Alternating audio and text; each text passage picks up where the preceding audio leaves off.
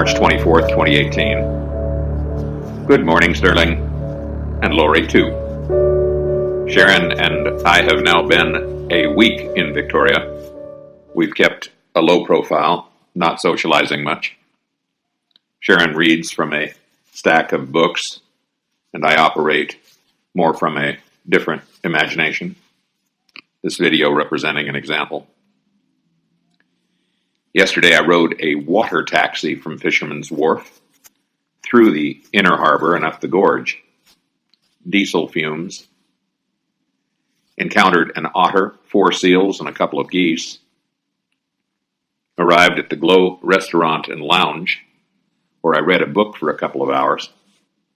Sat at the bar and drank a Diet Coke, which I never do. The din was deafening, comparable perhaps to a steel mill or a runaway locomotive. Quite honestly, there was no glow in that restaurant, only din. Sharon picked me up a little after 6. She'd been paddling with the Victoria Canoe and Kayak Club a bit further up the gorge. We stopped for carryout and headed home to watch a movie. As I think I mentioned in prior correspondence, I pinched the sciatic nerve in my right buttock, which is embarrassing even to talk about. It feels like I've been kicked in the ass by an ass kicker, or a butt kicker. You know, by a mule or a horse or something. A hoofed animal for sure.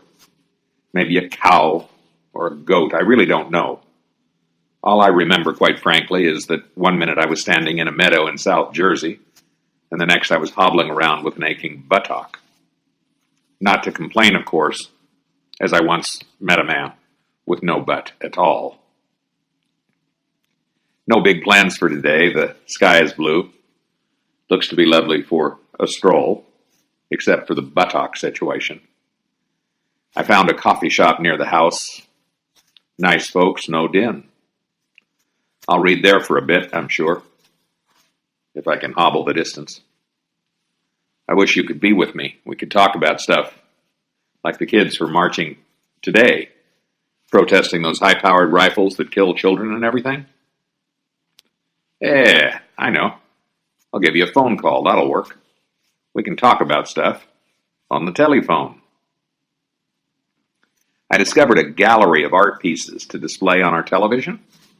It's an app called Artcast, and the collection is Incredible India. All the paintings are painted by persons with Hansen's disease. The paintings are great. Apparently, Hansen's disease triggers artistic talent, or maybe they're just picking out the good ones. If you can paint this, thank a teacher kind of thing. Well, I'll see about dialing you in a couple of hours. Perhaps I'll do so from our rooftop. We've got a patio up there. It might be warm enough to give it a try. Sharon's still sleeping, and I have yet to make coffee. Please give my love to you and yours. Jim.